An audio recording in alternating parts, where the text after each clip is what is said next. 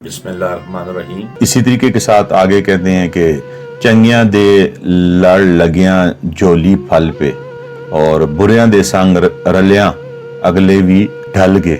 ہم اس کو ڈھل کہتے ہیں، گر گئے، یعنی کہ کہتا ہے چنگیاں دے لڑ لگیاں۔ ہم نے اچھے لوگوں کے ساتھ جب دوستی کی، اچھے لوگوں کے ساتھ بیٹھنا اٹھنا کیا تو ہماری جھولی میں پھل پہ، یعنی ہماری جھولی جو ہے وہ خوشیوں سے، ثمرات سے، پھلوں سے بھر گئی۔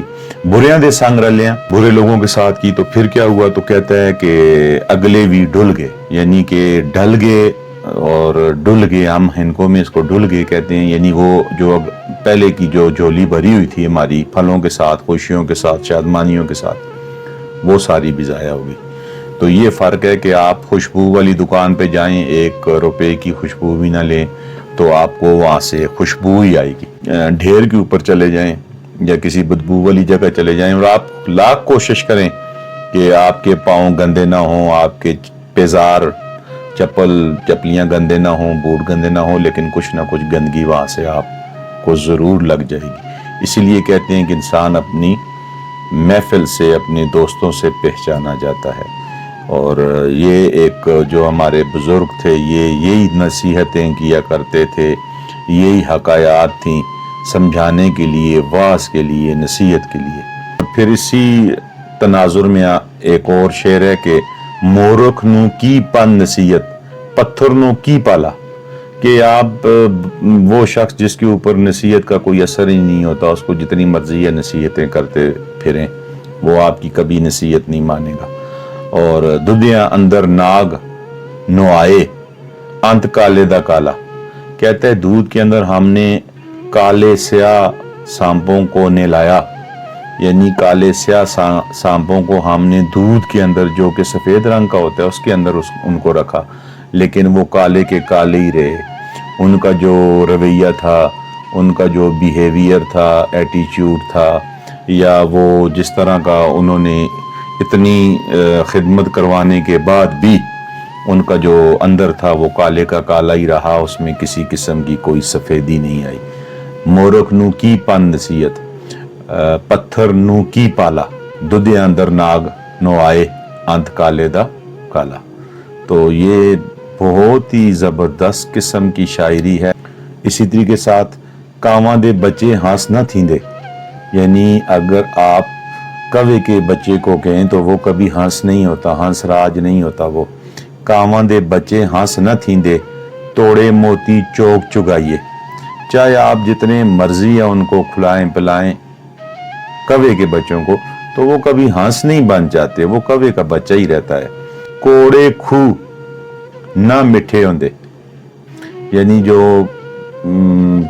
ترش روح ہیں، سخت قسم کے جو کنویں ہیں، ان کا جو پانی ہے وہ کبھی بھی میٹھا نہیں ہوگا۔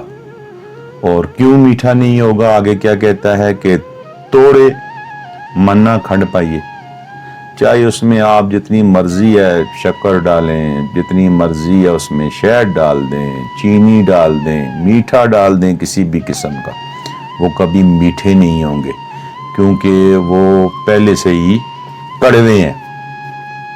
اس شعر کو ذرا پھر دیکھیں، بڑا خوبصورت شعر ہے۔ کاواں دے بچے ہنس نہ تھیندے توڑے موتی چوک چگائیے، یعنی جتنی مرضی ان کو موتیوں کی چوک بھی ڈالیں نا کھانا، کوے کے بچوں کو آپ موتی ڈالیں کھانے کے لیے، وہ تب بھی کوے کے بچے ہی رہیں گے، وہ کبھی ہنس نہیں بنیں گے۔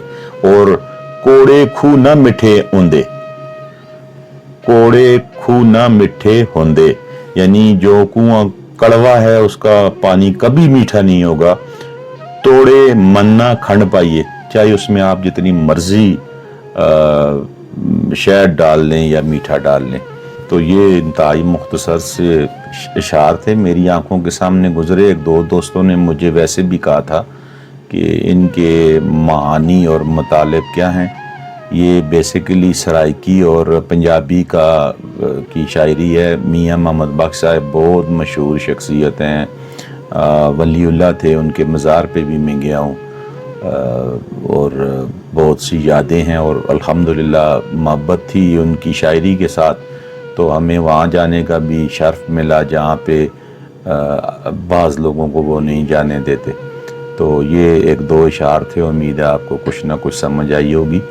لیکن ان اشعار میں آپ جس تناظر میں ہم ان اشعار کو لے رہے ہیں اس میں نہیں ہے، کیونکہ یہاں پہ جگہ جگہ وہ یہی فرما رہے ہیں کہ اچھے لوگوں کے ساتھ رابطہ کیجئے، نیک لوگوں کے ساتھ رابطہ کیجئے، اور اللہ تبارک و تعالیٰ کے احکامات کے اوپر جو چلتے ہیں، اور جن لوگوں کے اندر ظرف ہوتا ہے، سچائی ہوتی ہے، منافقت سے وہ دور ہوتے ہیں، ایسے لوگ جو ہیں وہ اعلیٰ ہوتے ہیں، عرفہ ہوتے ہیں۔ اور جو مطلب ہم لے رہے ہیں اپنے تئیں اپنی سوچ کے مطابق کہ نیچا سے مراد کوئی شاید قوم ہے، ایسی کوئی بات بھی نہیں ہے۔ نیچ سے مراد انسان کی وہ خصلتیں ہیں، وہ عادتیں ہیں جو اس نے اپنا لی ہوتی ہیں اپنے ماحول سے، اپنے گھر سے، اپنے دوستوں سے، یا کسی بھی طرح سے اس کی تربیت میں جو کمی رہ گئی ہوتی ہے۔ تو اس تناظر میں یہ شعر جا رہے ہیں، یہ کسی قوم کی تناظر میں یہ باتیں نہیں ہو رہی کہ جی یہ جو قوم ہے یہ بڑی اعلیٰ قوم ہے، عرفہ قوم ہے۔ ضرور کچھ نہ کچھ وہ قوم کا ایفیکٹس بھی ہوتے ہیں، لیکن وہ بھی کیوں ہوتے ہیں کہ وہاں پہ آپ کی ایک تربیت ہو چکی ہوئی ہوتی ہے اپنے بڑوں کو دیکھ کر کے، ان کا رکھ رکھاؤ، ان کا کردار، ان کا مشکل وقت میں لوگوں کے کام آنا، غریبوں کے کام آنا، یتیموں، بے کسوں، بے سہاروں کے کام آنا، اور لوگوں کے لیے ان کے دروازوں کا کھلا ہونا، ان کا سخی ہونا، ان کا مہمان نواز ہونا۔ تو یہ ساری کوالٹیز ہیں، اور یہ نیک لوگوں کی کوالٹیز ہیں، یہ نیک لوگوں کا جو ہے وہ وتیرہ ہے۔ اور میاں محمد بخش صاحب بھی یہی کہہ رہے ہیں کہ نیک لوگ جو ہوتے ہیں، جو اچھے لوگ ہوتے ہیں، جن کی تربیت اچھی ہو چکی ہوئی ہوتی ہے، وہ لوگ ہی آپ کو فائدہ دیں گے۔